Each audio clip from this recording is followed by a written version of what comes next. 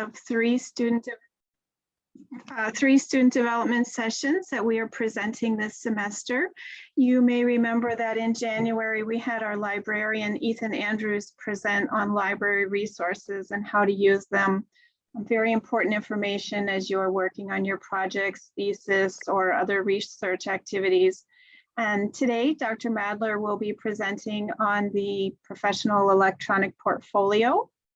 And then we'll also have Claudia Dietrich join us next week on Thursday, March 31st. So hope you can join us again. Claudia will be talking about teamwork and group work, how to work effectively in groups, both in the professional environment and for maybe some of the classwork that you'll be having in groups. We do record each of these sessions and archive them so you can go back and review them later if needed. So today, I would like to say thank you to Dr. Billie Madler, Associate Dean of the Seichiana School of Health Sciences. After receiving several questions, comments, and concerns from students about the professional portfolio, we decided very recently, I might add, to ask Dr. Madler if she would be willing to share her expertise to help you all develop a professional and useful portfolio. So we appreciate her making time on such short notice to be here today. And then lastly, before we welcome Dr. Madler, let's just begin with a super short prayer. Grant us, Lord, that schooled through Lenten obedience and nourished by your word, we may exercise restraint and discipline as we increase our devotion to you, united in heart and in prayer. Amen. So, Dr. Madler, please take it away. Thank you, Dr. Cave. So thank you for inviting me and talking about the electronic portfolio, or that being the topic. I've offered something similar to this on numerous occasions before, so I hope it will be helpful to you. I am thankful that Dr. Cave reached out to several groups of students and asked for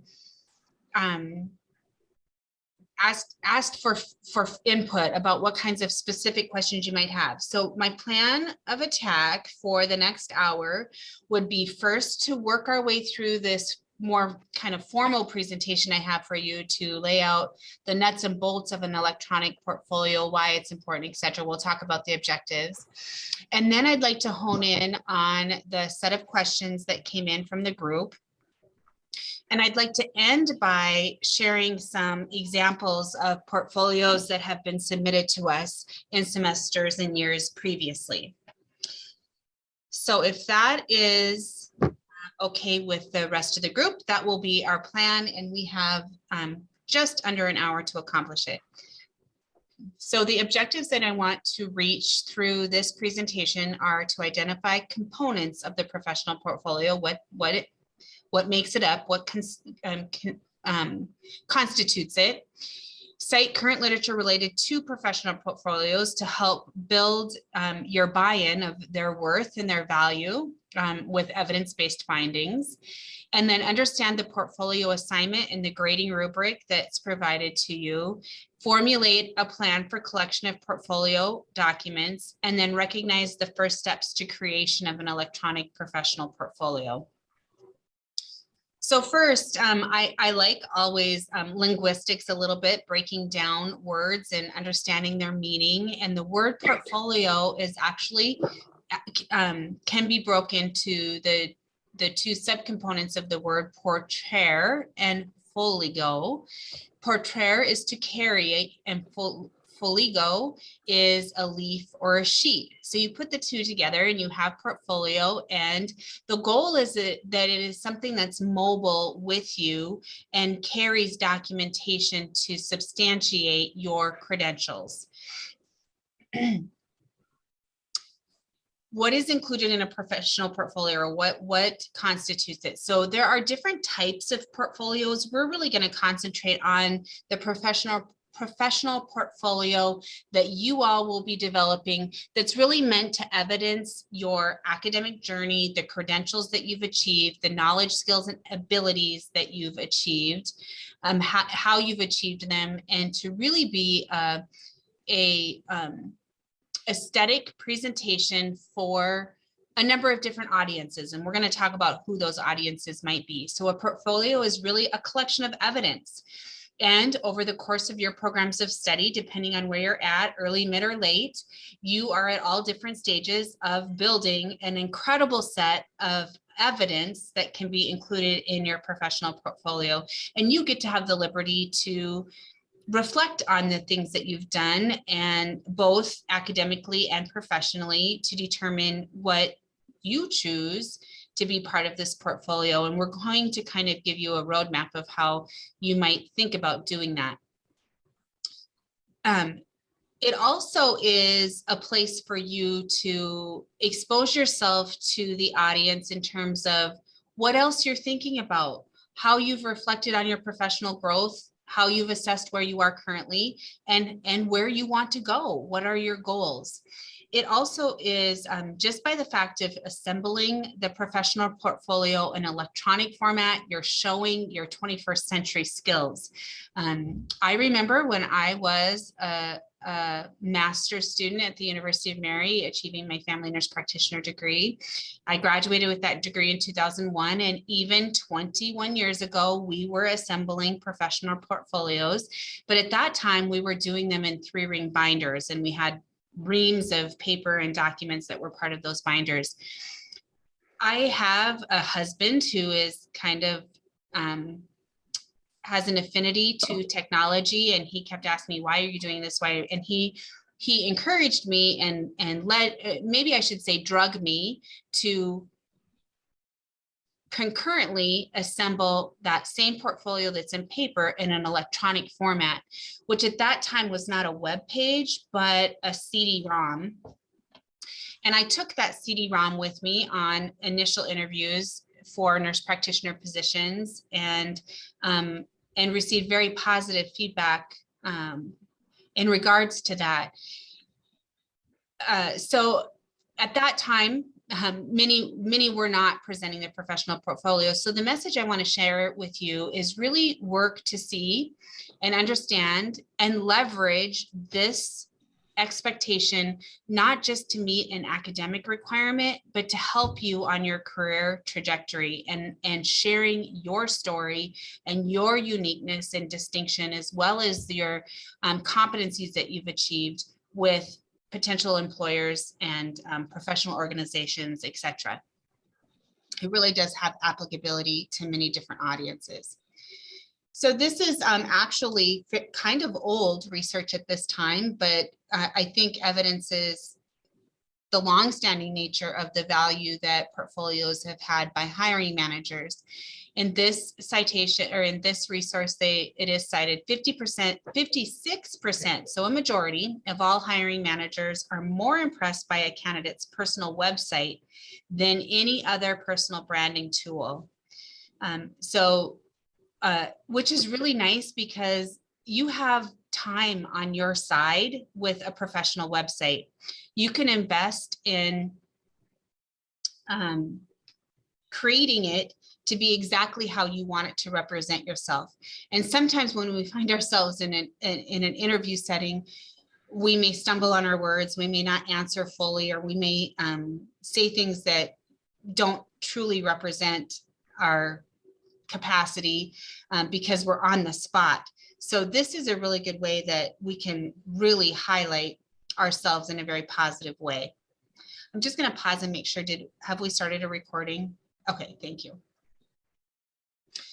So since we're situated in the topic of hiring managers that you may be working with as a result of looking for promotion as a result of achieving this degree will probably have varying degrees of their familiarity or exposure, or what they might expect out of a professional portfolio. And they'll probably have varying scales to which they explore the professional portfolio. And those are things for you to be mindful of, because when you communicate or you share a link to your professional portfolio, you want to couch it in such a way that is succinct and can directly share with them a message that not only encourages them, but entices them to want to visit what you've assembled, and and to explore all of the different pages.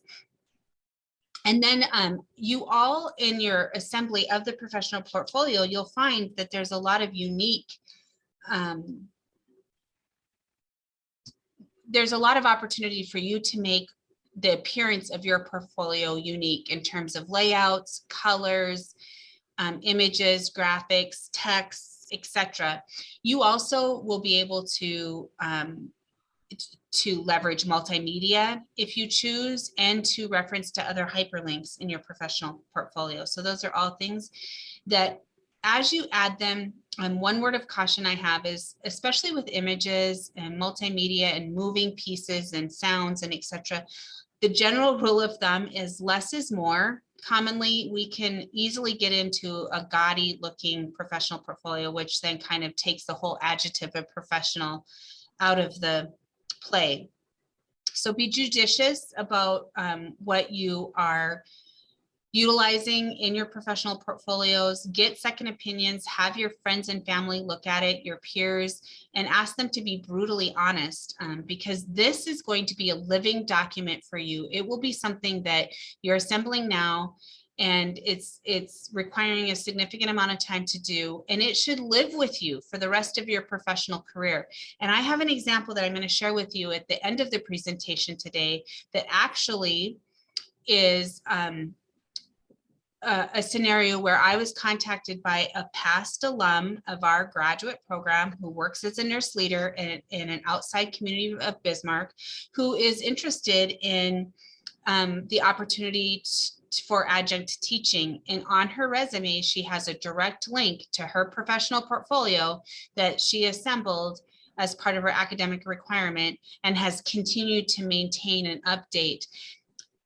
That is awesome. But what is even more important to emphasize in that message is she's a nurse leader. She's making hiring decisions, and she values the professional portfolio to the degree that she's maintained it for herself. So you can imagine where her set of expectations might be for those that are applying for positions with her. So the power of the e-portfolio.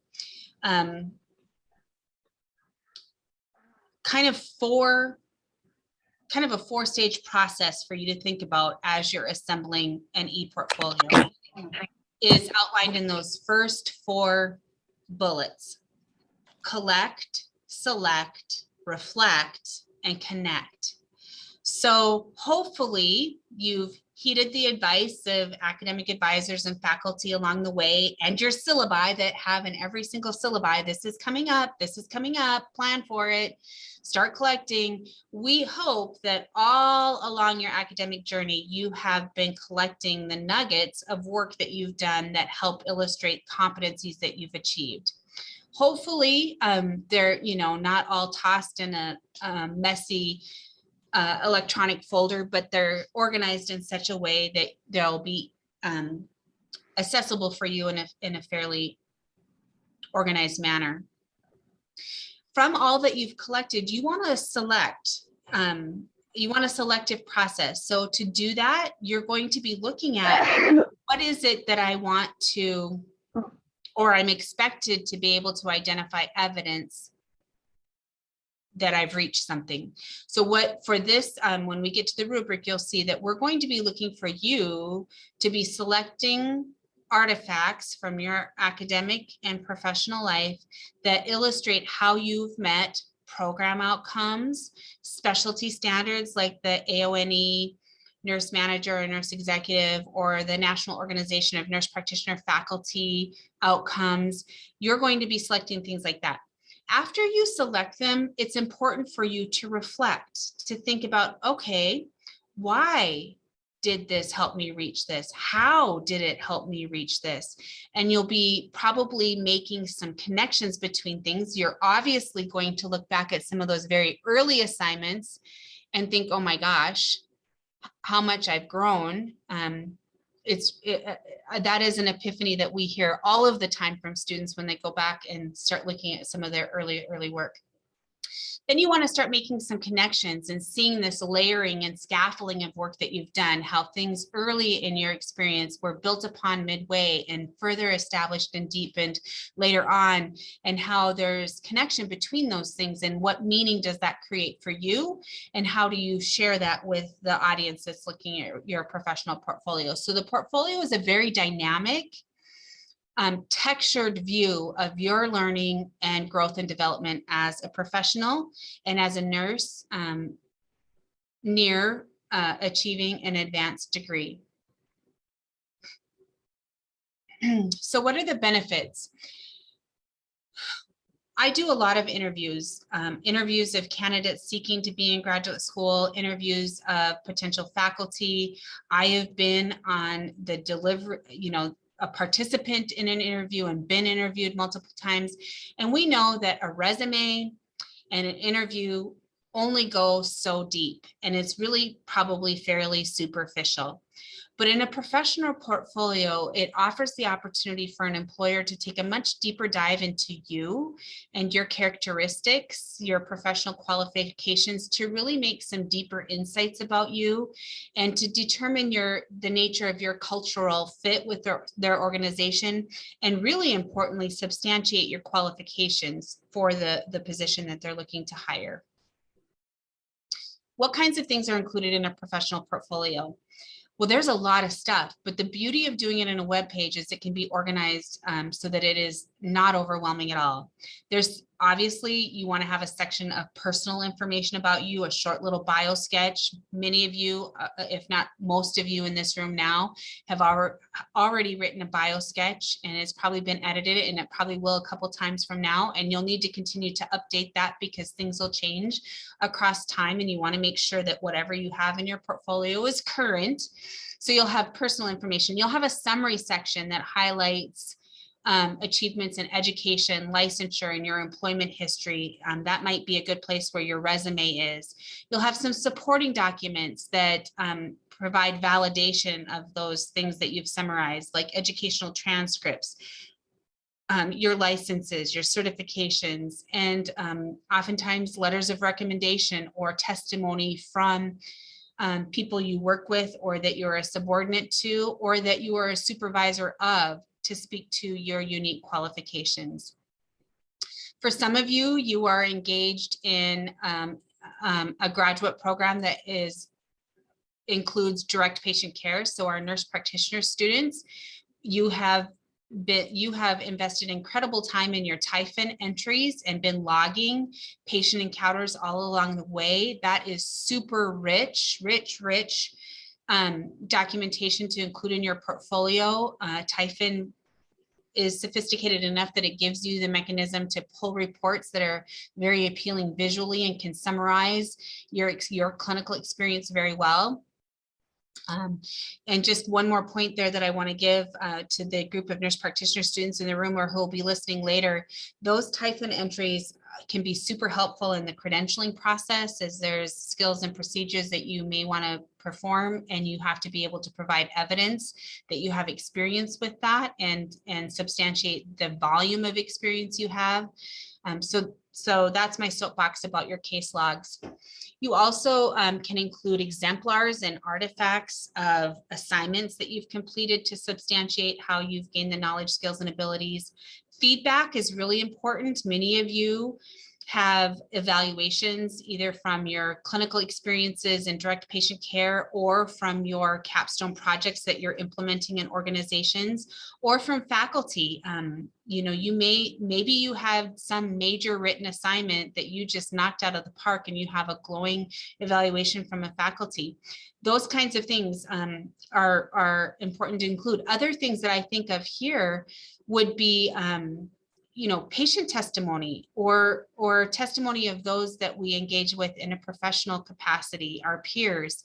That really gives an inside sneak peek of you.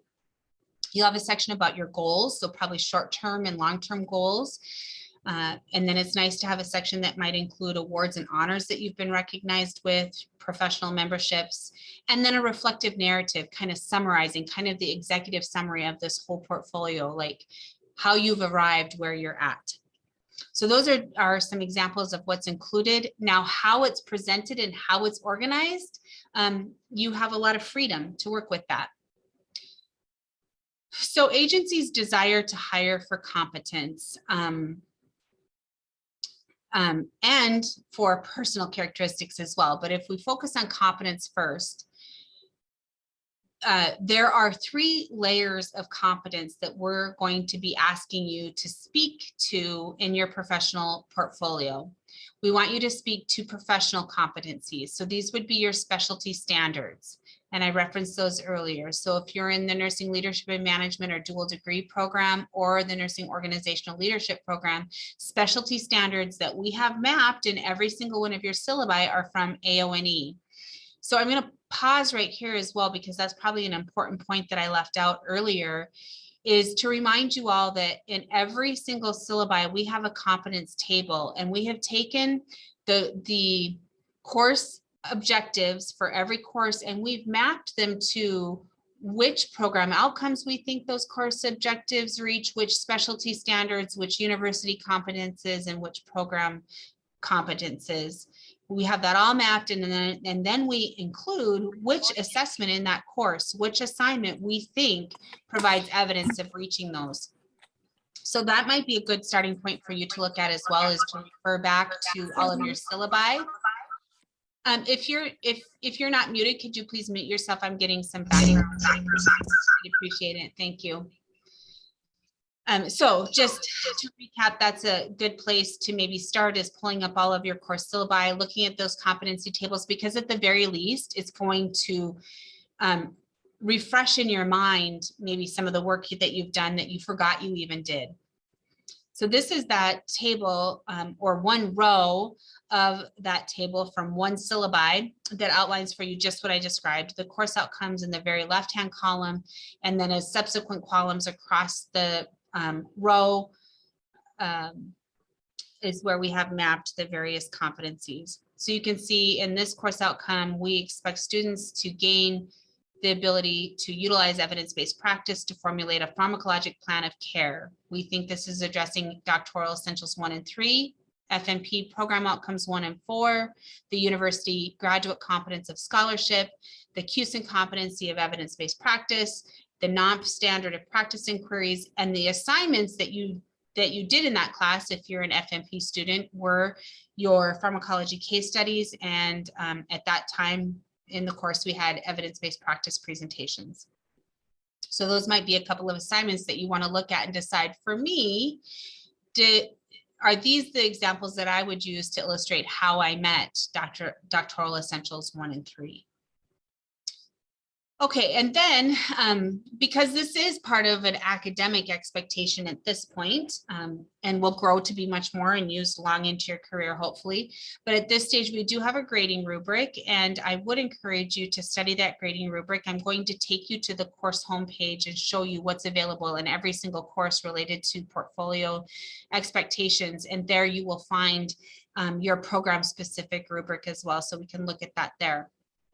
You have to select a platform that you're going to create this electronic portfolio or personal web page in. And there's lots of different ones available. It's nearly impossible for us to give a specific concrete step 1 through 10. This is, pick this one and here's the 10 steps you do.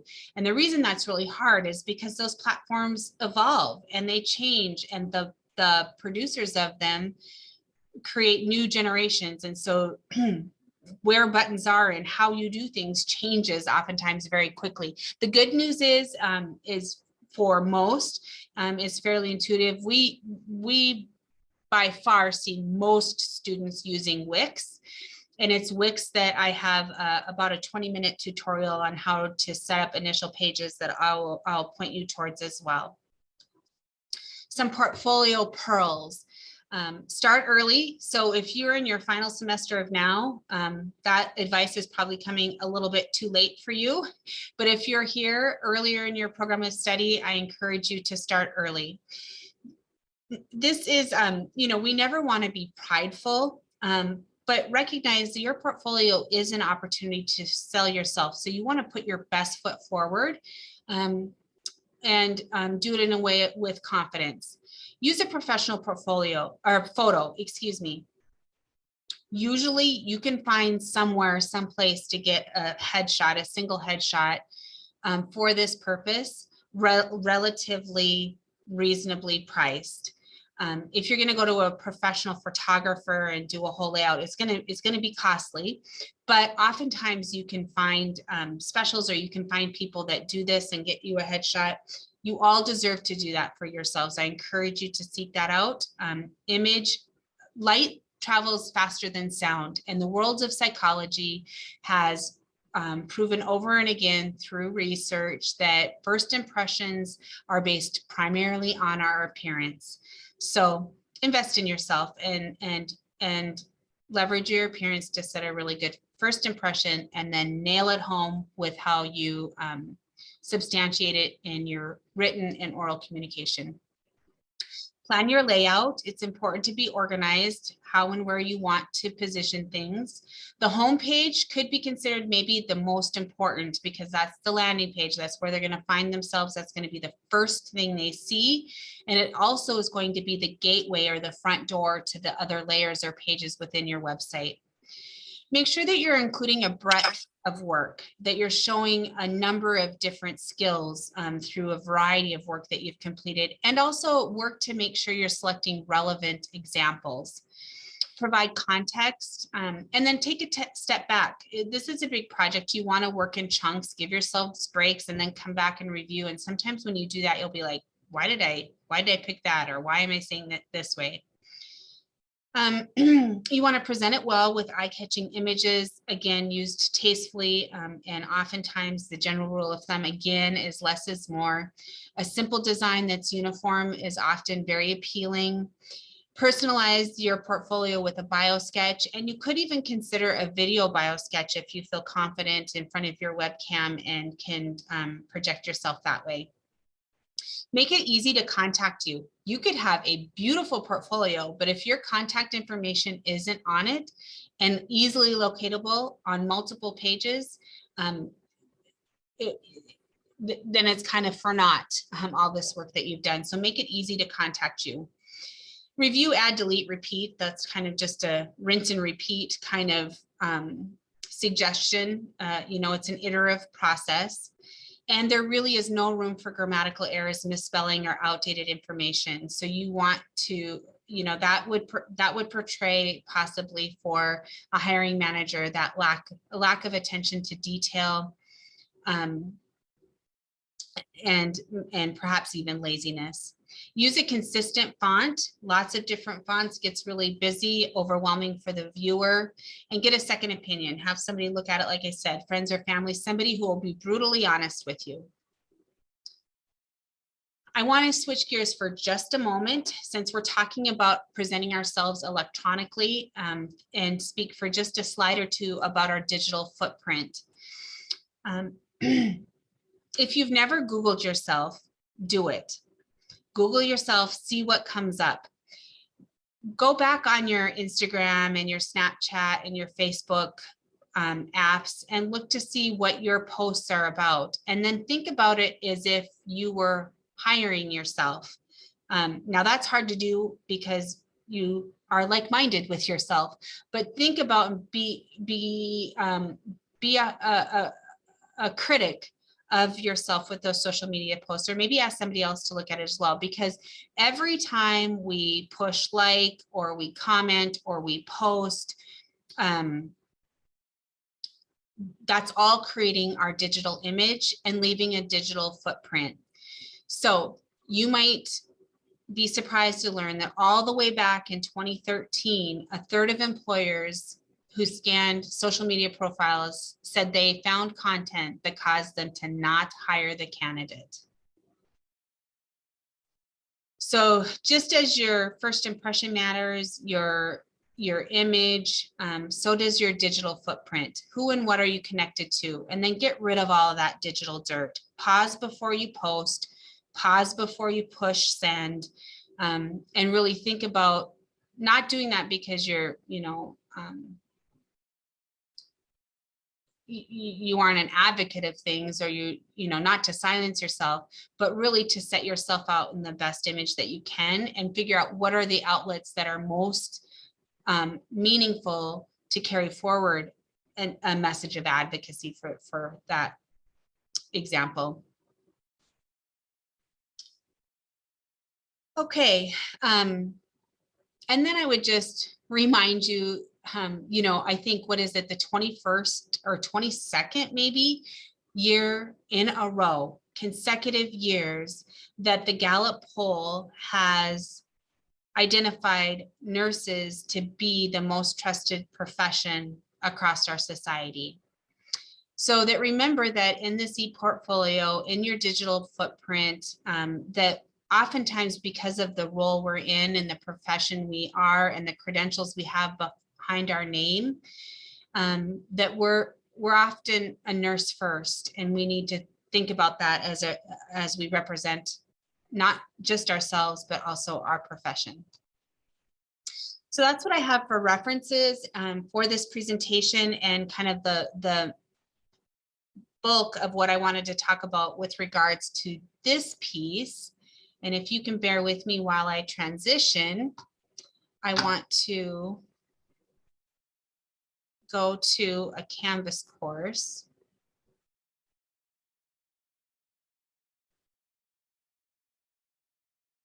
I'm actually, I was in the process of finding another example for you, so I'm going to do that and get two birds with one stone here.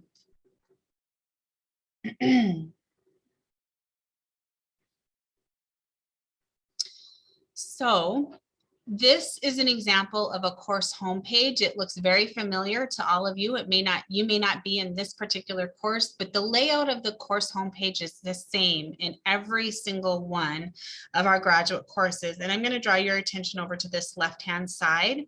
The very bottom link on this left-hand side is professional portfolio. Now, it's my hope that many of you have already recognized this. You've already been and visited this page, or you've been directed to this page by a faculty member or a peer or friend. But if we click on this professional portfolio page, it looks the same for every single one of you, regardless of the program you're in. It provides some STEM statements and some background to the professional portfolio up at the top. But what I want to scroll down to is the professional portfolio guideline and grading rubric, and then an example of a Wix site. This is me creating one for myself. And there also is a video that I see is not, when we send this recording out, we'll send that with it as well. So I'm going to click on the rubric. It's trying to open.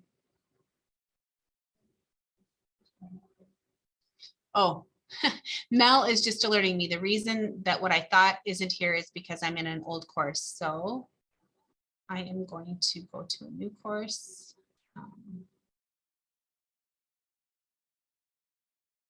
Okay, so while that is navigating, let me go down here.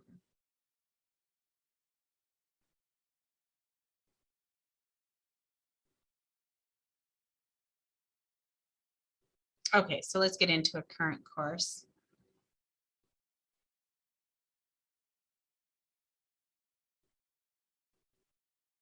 All right, so you will see in this current course one more link that we didn't see on the other. And this link will take you to, this is the one that's about a 20-minute presentation where I pull up a blank. I navigate to the Wix website and start from scratch and take you through the very initial steps of setting up your homepage and the initial links that you want to create on that homepage. So this is one that if you haven't viewed it, I would highly recommend that you take that time to do that. And then I'm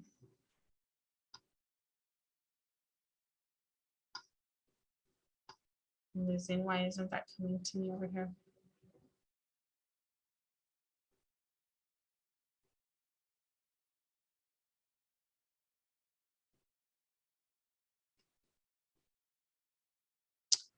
All right. Can't get my rubric drug over for you.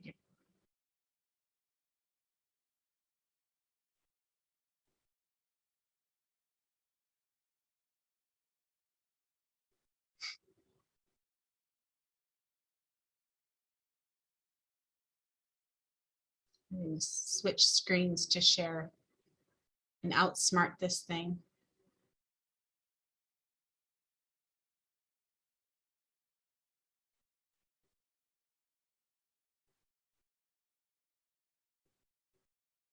My apologies, it's just really slow this morning.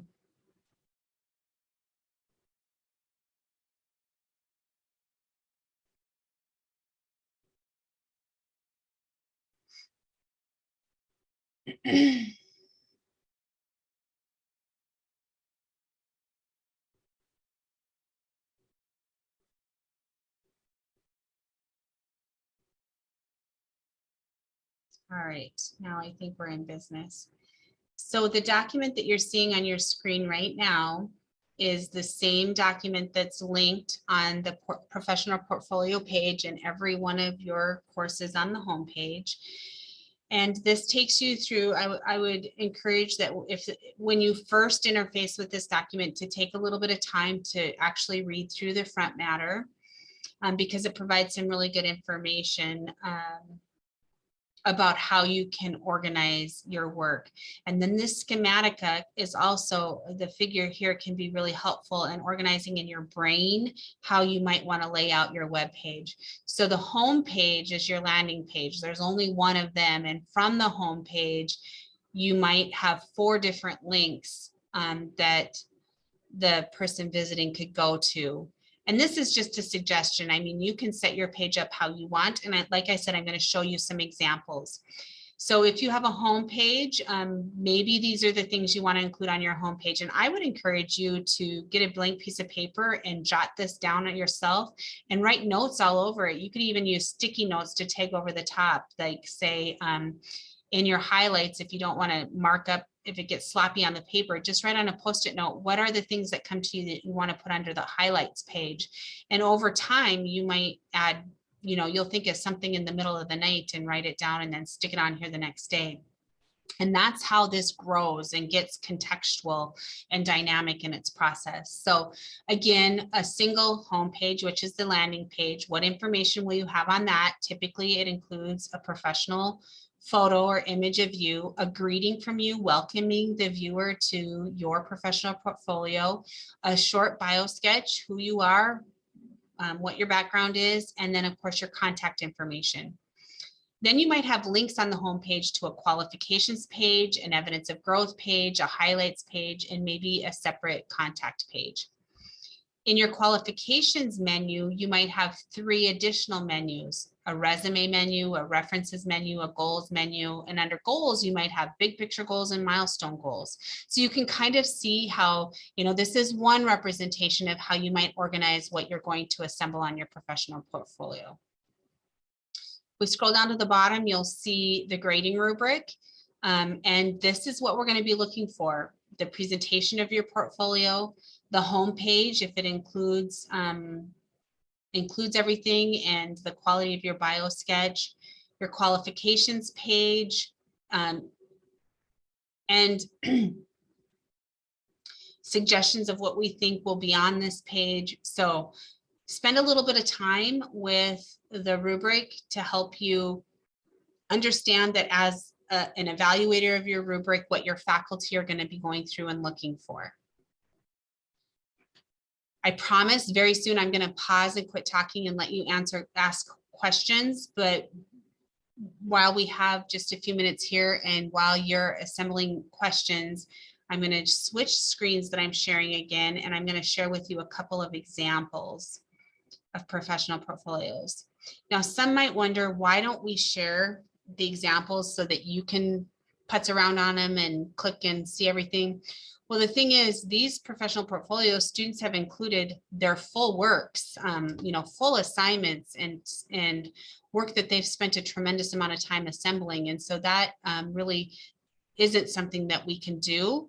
But in this venue, it is a good place for me to be able to show you what previous students have assembled. So Kylie is a recent graduate of our nurse practitioner program.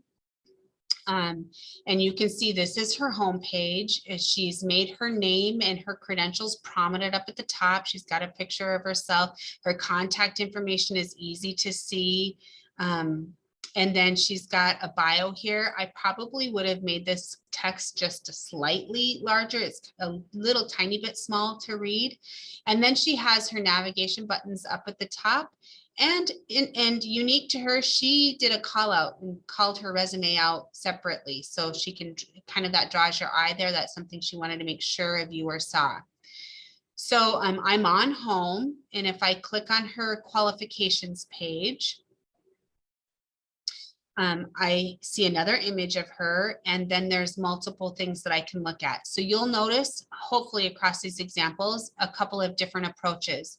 Sometimes students like Kylie have elected to not insert all of the words on the web page, but rather link to a document. So when I click on the resume, then it will insert the information. So I have to click on it to see it.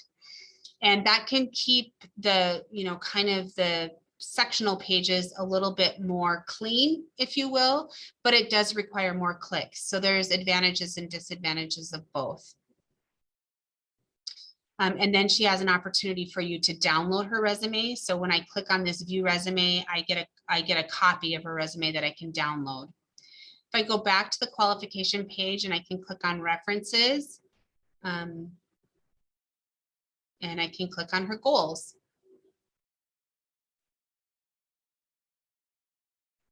There's our very own Dr. Jenna Herman with Kylie.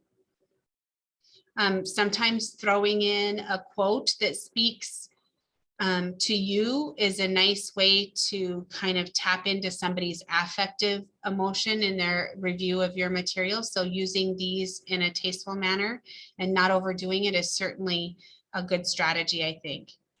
On the evidence of growth page, I'm going to come here and we'll spend a little bit of time. So you will find in the rubric, you can set it up exactly this way if you want. Here's Kylie with one of her preceptors, and she has divided out her evidence of growth just as we suggested. Now, you don't have to do it exactly as we suggested, but if this makes sense to you, maybe that's the simplest way to approach it. So her professional level evidence of growth. On this page, she's speaking to the non-competencies, and she's outlined a number of assignments that she collected, she selected, she reflected, and that's what got included here. So from all of the work that she's done, these are the assignments that she's identified. This assignment has helped her reach the not competency 1, 2, and 4. This is a hyperlink to the actual assignment. So it downloads it here for us. So the viewer could actually see her work and the quality of her work. And I don't know that it's important for us to see that, but I could actually see that presentation. And then she includes a short reflection about how this assignment has helped her demonstrate competence in the areas of 1, 2, and 4 for NOV. Okay. And then she's also included for the viewer, if the viewer isn't familiar with NOV or who they are or what these competencies mean, she's included that document for them so that they can review it if they choose. This is replicated for the university level and the programmatic level.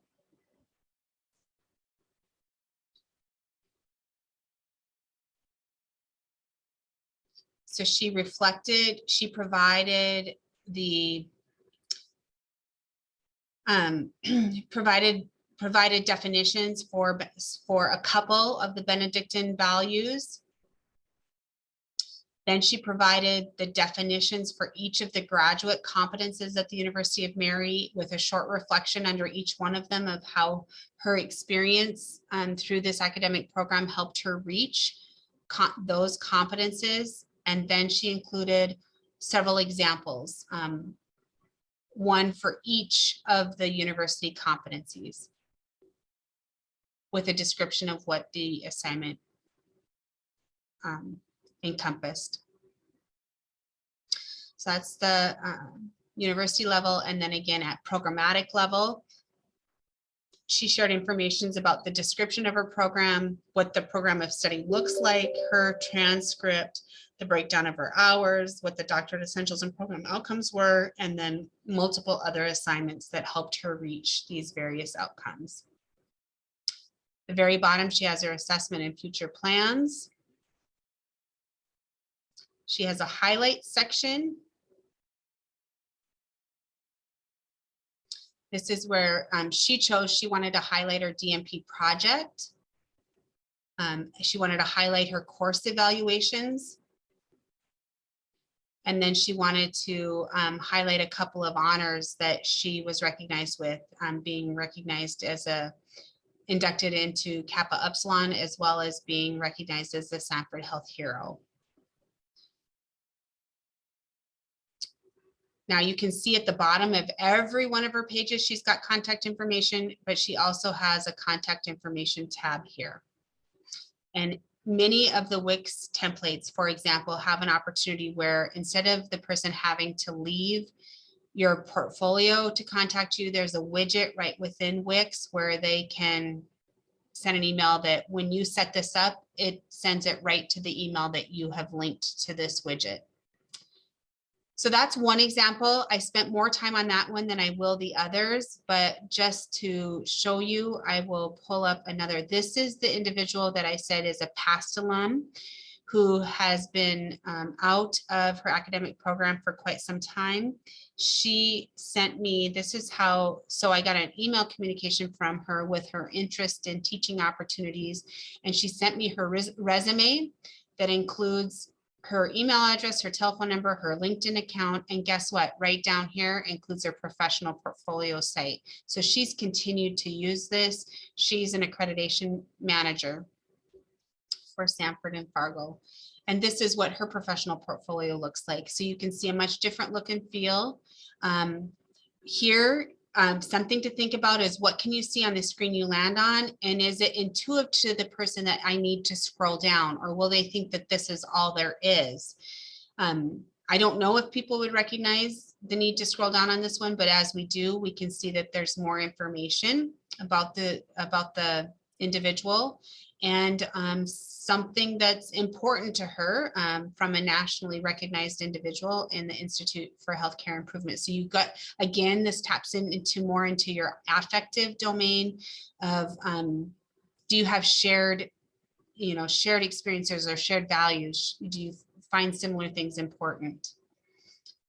And she has her navigation menu over here, again, qualifications, takes you to her resume. So that links out. If I go back to her qualifications, I can see education. So you can see how this one is set up a little bit differently. It takes me kind of a little bit more clicking back and forth.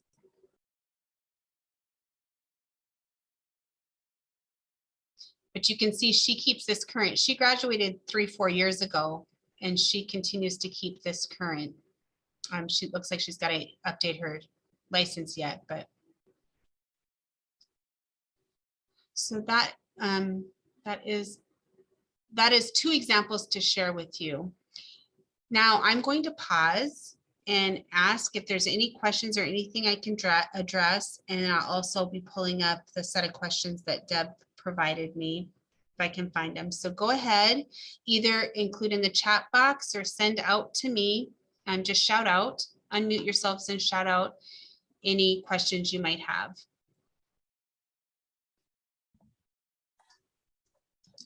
Hi, this is Melissa Kynes. I just have a quick question about the university and professional competencies. How are we supposed to cite those areas? Or is it just putting in a hyperlink in those areas is sufficient? I guess that was one thing I wasn't quite clear on. Yeah, you know, I see what you're saying, and we have nailed home and hammered home APA so much. I think you'll recognize in these examples that we shared that they weren't referenced. For example, if we go to the university level, they aren't really referenced. But to your point, Melissa, I think it would be easy to do that by including a hyperlink to the respective page on the UMary website would be sufficient. Remember, this is not, this is a little bit different artifact that you're creating than a scholarly written work or a scholarly presentation. This is more a representation. So while we would never want to, you know, out and out plagiarize something, you're not, you know, it's not the same thing as you would do in a scholarly written work. Does that make sense? Yes, thank you so much. Dr. Madler, can you share your opinion? This is Jen Ernst. CV versus resume? Yeah, that's a really good question, Jen. I think you have to think a little bit about who your audience is. And that might be a dynamic field for you in your webpage as you're sharing it, or you might share both and give an example of both. So obviously in an academic setting or working, you know, that would be a setting and an audience that the CV would be more relevant. But when you talk to most career advisors and HR people, when you're applying for a job in industry, maybe in, you know, in the healthcare industry, they advocate for a one-page resume, you know, just the facts, ma'am. So I think it depends a little bit on who your audience is. And if you know, if you find value in both, I don't think there's anything wrong with including both and ensuring that the reader understands, you know, presenting it in a way that they navigate to the CV if that's of value to them. That's helpful. Thank you.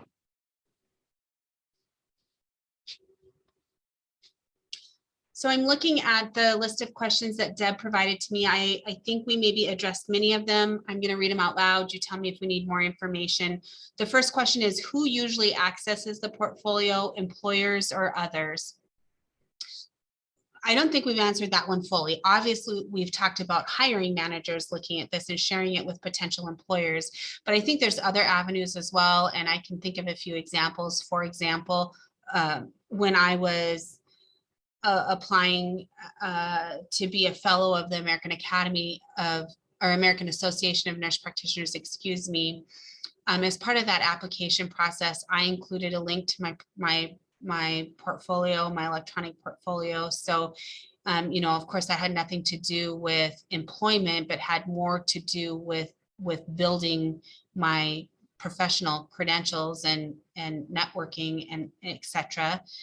So I think, so, you know, that example of working to achieve a fellow status, working to achieve employment, but also I can see opportunity of sharing if you ever find yourself working to want to get into maybe a consultant role, sharing with others your portfolio of the variety of experiences you've achieved, with a network of professionals, like if you are maybe in Sigma or in your state nurses association or places where there are professional directories, you oftentimes there's a place where you can include links that would be able to give that network of people an opportunity to explore you through your professional portfolio.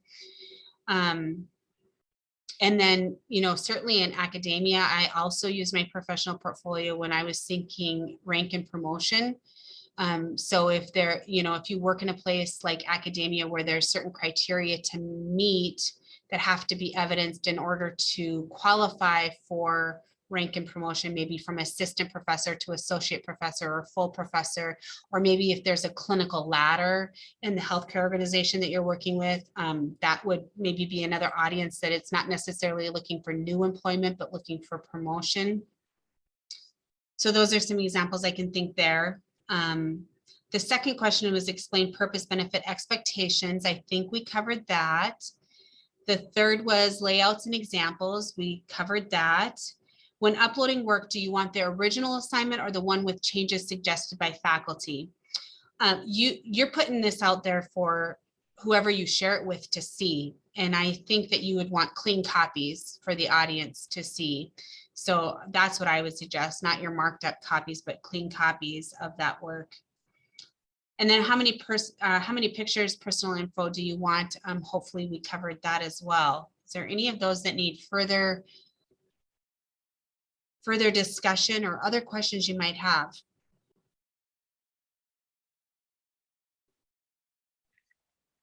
Hi, Dr. Madler. First off, I just wanted to say thank you for taking the time out of your day to do this. Absolutely.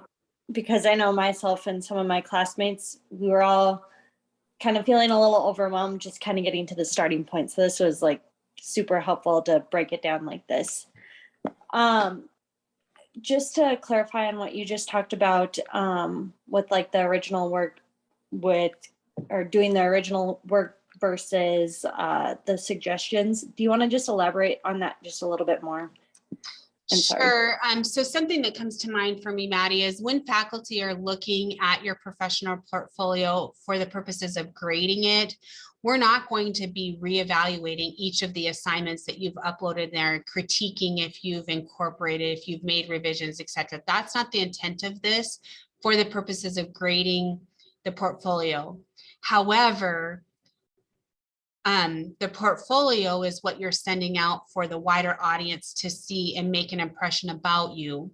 So I think you have to scale the work. So there's maybe going to be assignments that you think are the best example of how you've reached a competency, but there are significant revisions that needed to be made on that paper from what you submitted and what was returned to you. Then you have to make a decision. Is this a substantial enough piece of work and there's not another example that can do it as well? Then I would say invest some time to at least do your best in incorporating the changes that the faculty has recommended and not posting a marked up page, because the marked up page for me, if I'm the viewer of it, now I begin to look more about how you were critiqued and where your shortcomings were. Then I look at the work that you are sharing with me. So never a marked up copy. If you do the original one and you don't implement revisions that the faculty has suggested, you have to think about, okay, well, is it sufficient quality? Is this what I would want somebody to see or not? Or number three, can I do some of the changes that have been suggested and really put forward the best product? Does that help? Yes, thank you.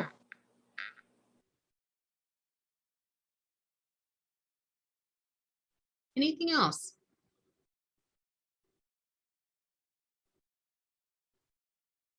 All right, I have 2 minutes to 1. Deb, we did it. Thank you again for the invite.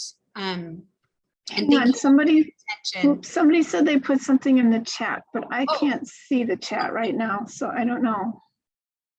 Let's see here.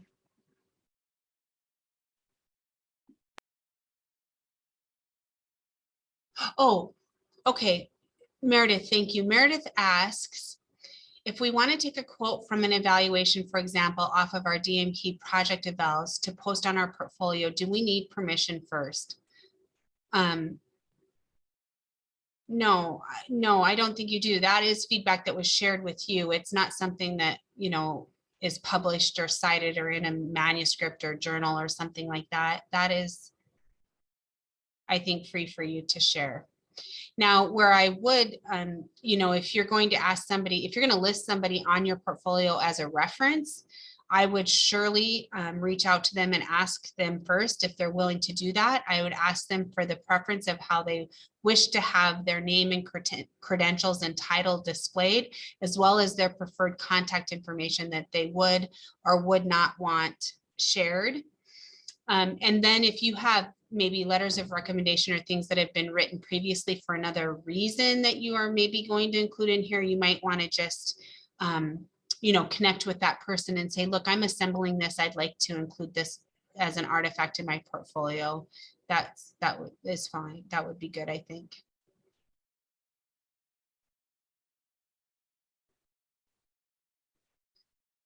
All right, everyone. Thank you so much. Enjoy the rest of your week. Thank you. Have a great week, guys. Thank you, Dr. Madler.